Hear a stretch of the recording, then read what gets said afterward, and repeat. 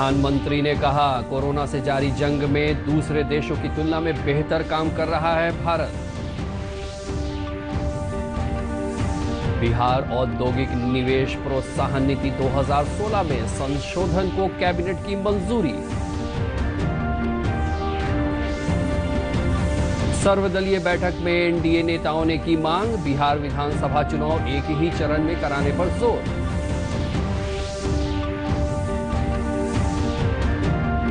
और नालंदा में प्रधानमंत्री रोजगार प्रोत्साहन योजना से कई लोग बन रहे हैं आत्मनिर्भर।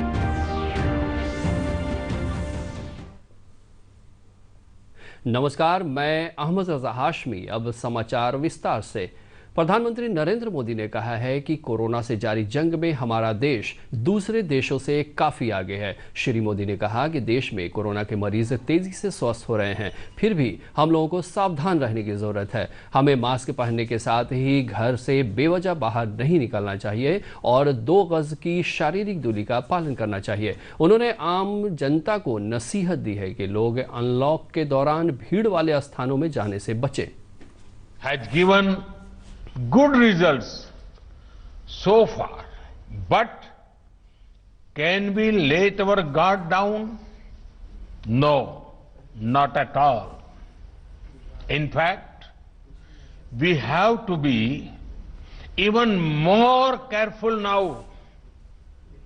Wearing masks, social distancing, 2 गज की दूरी, avoiding crowded places, regular hand washing, these remains important. प्रधानमंत्री वीडियो कॉन्फ्रेंसिंग के जरिए केरल के डॉक्टर मार थोमा चर्च के संस्थापक डॉक्टर जोसेफ के 90वें जन्मदिन के मौके पर हो रहे समारोह में शामिल हुए। इस अवसर पर प्रधानमंत्री ने कहा कि उनकी सरकार धर्म, लिंग, जाति और भाषा के आधार पर किसी के साथ भेदभाव नहीं करती है, बल्कि उनका उद्देश्य पूरे देश के लोगों का एक समान विकास करना है। Over a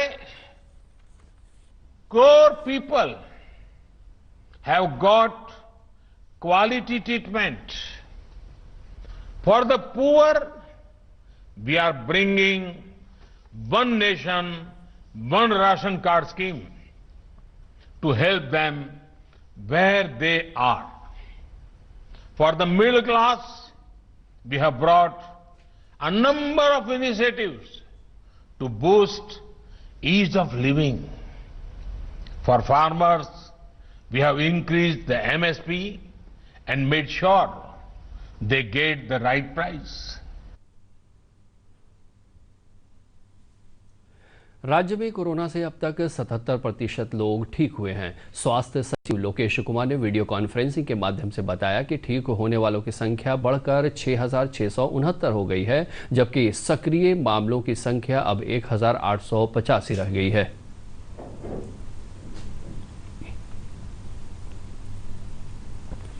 नवासी कोविड-19 पॉजिटिव मरीज ठीक हुए हैं और अब तक कुल ठीक हुए व्यक्तियों की संख्या हो गई है 6,669। और बिहार राज्य में अभी जो रिकवरी रेट है कोविड-19 पॉजिटिव पेशेंट का वो 77% है, 77%। कल हम लोगों ने 7,906 सैंपल्स की जांच की है। आप देखेंगे कि हम लोग जांच की क्षमता उत्तरोत्तर बढ़ा रहे हैं, न केवल क्षमता बढ़ा रहे हैं बल्कि वास्तविक जांच भी अब लोग ज्यादा से ज्यादा करने की कोशिश कर रहे हैं।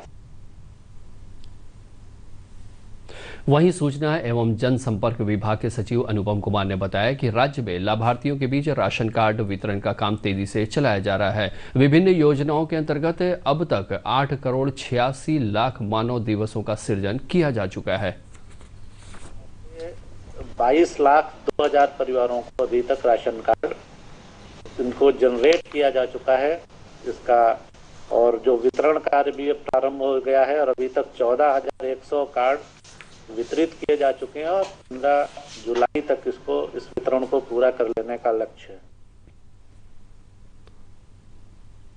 जदयू और भाजपा ने चुनाव आयोग से बिहार विधानसभा का चुनाव एक ही चरण में कराने का अनुरोध किया है। वहीं राजद ने कहा है कि उसे एक ही चरण में चुनाव कराने पर कोई आपत्ति नहीं है, मगर चुनाव प्रचार परंपरागत तरीके से ही होना चाहिए। राजद के प्रदेश अध्यक्ष जगदानंद सिंह का कहना है कि पैसे वाली पार्टियों के लिए डिजिटल प्रचार करना आसान है, लेकिन दूसरी पार्टियों के लिए यह संभव नहीं है। वहीं जदयू और भाजपा नेताओं का कहना था कि बिहार को छोड़कर देश में कहीं विधानसभा चुनाव नहीं होना है। ऐसे में केंद्रीय अर्धसैनिक बलों को अधिक संख्या में बिहार बुलाकर एक ही चरण में चुनाव कराया जा सकता है। फिलहाल निर्वाचन आयोग ने सभी जिलों से सोमवार तक लिखित तौर पर चुनाव प्रचार के तरीकों को लेकर राय मांगी है।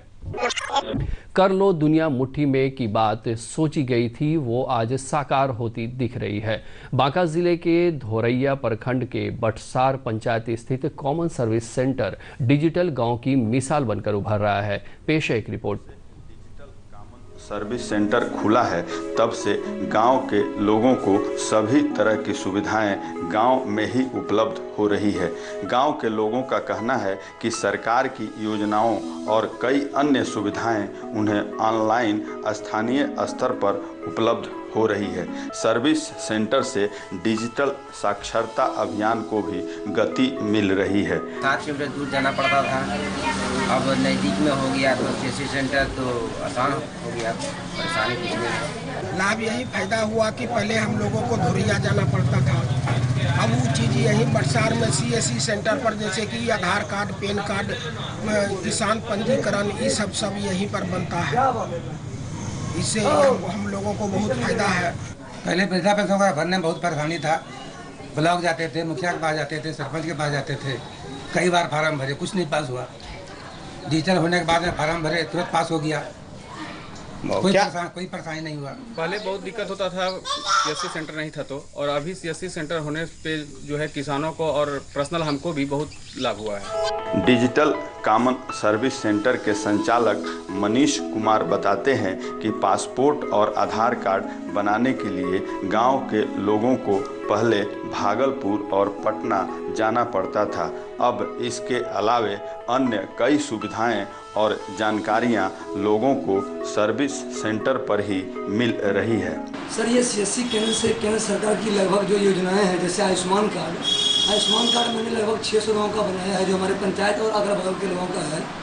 2000 लोगों का मैंने पैन कार्ड बनाया है लगभग। आधार कार्ड यहाँ पे 6000 लोगों का मैंने बनाया है और सुधार किया है। और उसके बाद सर पासपोर्ट भी मैंने यहाँ पे 10 अप्लाई किए हैं, जो हमारे क्षेत्र के लोगों का है, जिसके लिए पहले लोगों को भागलपुर और पटना जाना पड़ता था। पंचायत के मुखिया Rajnish Verma digital common service centre को अपने पंचायत के लिए सौभाग्य मानते हैं। श्री वर्मा भारत सरकार और प्रधानमंत्री के इस योजना की सराहना करते हुए कहते हैं कि हमारा पंचायत सौभाग्यशाली है कि सीएससी के लिए चयनित किया गया है। सेंटर और डिजिटलाइजेशन होने के कारण बटसार के लोग जन जन तक, हर एक आदमी तक सारा लाभ ले रहे हैं। ऑनलाइन करा करके बहुत खुशी मिल रही है हम लोग बटसार पंचायत को कि यह चीज़ हमें सौभाग्य प्राप्त हुआ बटसार में केंद्र होने से। धोरैया प्रखंड के प्रखंड विकास पदाधिकारी अभिनव भारती कहते हैं कि कॉमन सर्विस सेंटर से एक ही जगह पर सभी तरह की सुविधाएं उपलब्ध हो जाती है। उनका कहना है कि प्रदेश के सभी गांवों का डिजिटलाइजेशन होने से इस तरह की सुविधाएं सभी ग्रामीणों को मिल सकेगा। एक पॉइंट पर लोगों को हर प्रकार की सुविधाएं, केंद्र द्वारा प्रायोजित सुविधाएं प्लस अन्य सुविधाएं मतलब एक पॉइंट पर ही मिल जाता है।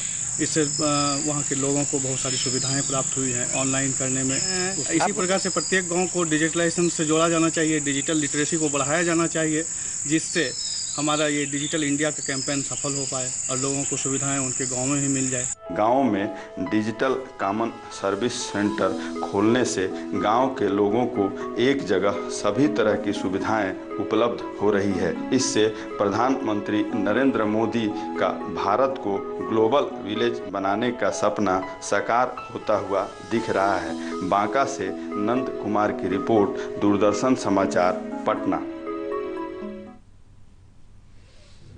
जो लोग कभी रोजगार के लिए दूसरों के मोहताज थे, वो प्रधानमंत्री रोजगार प्रोत्साहन योजना की बदौलत आज फैक्ट्री के मालिक बन गए हैं। ऐसे लोगों में शामिल हैं बिहार शरीफ के प्रेम सागर, जिन्होंने लॉकडाउन के इस दौर में न केवल अपना हौसला बनाए रखा, बल्कि प्रदेश से लौटे कई मजदूरों को अपने यहाँ काम भी दिया। पेश है एक रिपोर्ट। योजना की वजह से आज कई लोग आत्मनिर्भर हो गए हैं। बिहार शरीफ के प्रेम सागर की जिंदगी भी इस योजना की बदौलत बदल गई। जो प्रेम सागर पहले रोजगार की तलाश में इधर उधर भटकते थे, आज वो कई लोगों का घर चलाने का जरिया बन गए हैं। प्रेम सागर ने प्रधानमंत्री रोजगार प्रोत्साहन योजना के तहत लोन लेने के लिए पंजाब नेशनल बैंक में अपना आवेदन दिया था और लोन मिलते ही उन्होंने बिजली उपकरण बनाने की फैक्ट्री खोल ली। पहले हम छोटा मोटा काम यही करते थे, मशीन को खुद अपने चलाते थे। फिर धीरे धीरे काम बढ़ते बढ़ते फिर हमें पता चला कि प्रधानमंत्री रोजगार योजना वाला जो अथे लोन का अप्लाई किए, किसी ने बोला तो अप्लाई किए तो लोन आसानी से हमें मिल गया और उसी से हम ये बिजनेस खुद खड़ा किए। प्रेम सागर की इस फैक्ट्री में बिजली के स्विच बोर्ड से लेकर तार बनाने तक का काम किया जाता है।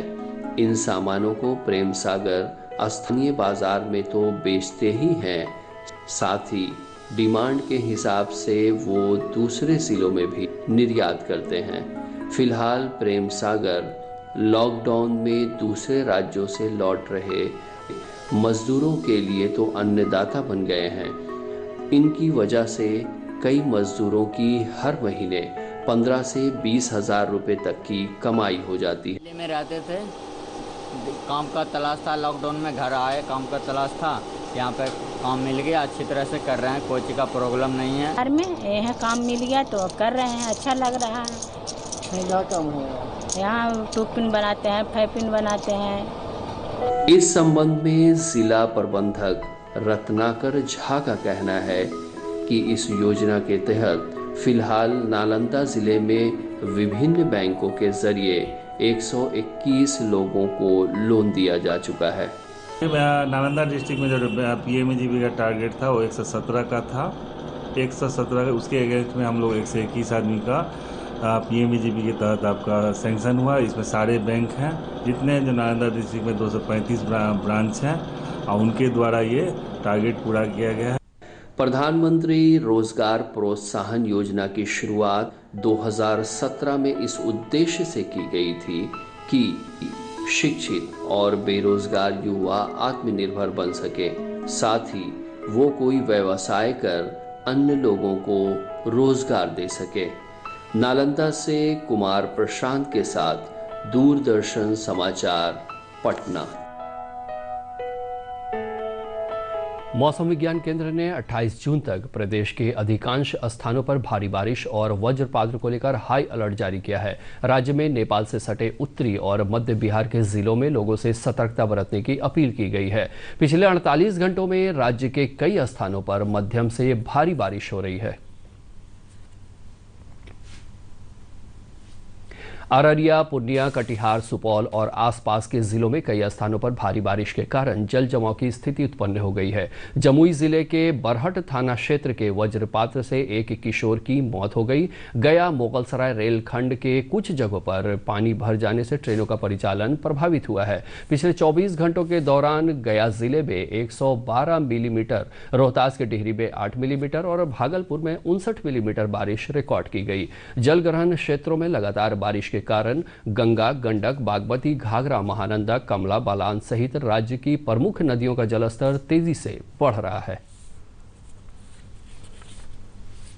पटना के नाइटी घाट पर गंगा के जलस्तर में विगत 3-4 दिनों में 55 से 60 सेंटीमीटर की वृद्धि दर्ज की गई है। मुख्य सचिव दीपक कुमार ने बाढ़ की आशंका को देखते हुए सभी जिलाधिकारियों के साथ वीडियो कॉन्फ्रेंसिंग के जरिए बैठक कर बाढ़ से निपटने के लिए सभी जरूरी इंतजामात करने के निर्देश दिए हैं। अंत में मुख्य समाचार एक बार फिर से।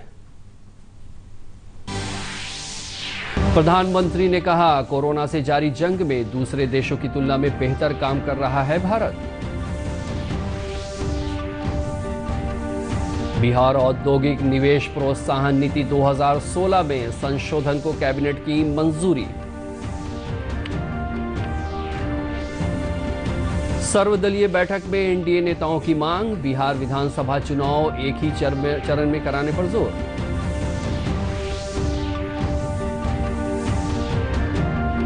और नालंदा में प्रधानमंत्री रोजगार प्रोत्साहन योजना से कई लोग बन रहे हैं आत्मनिर्भर।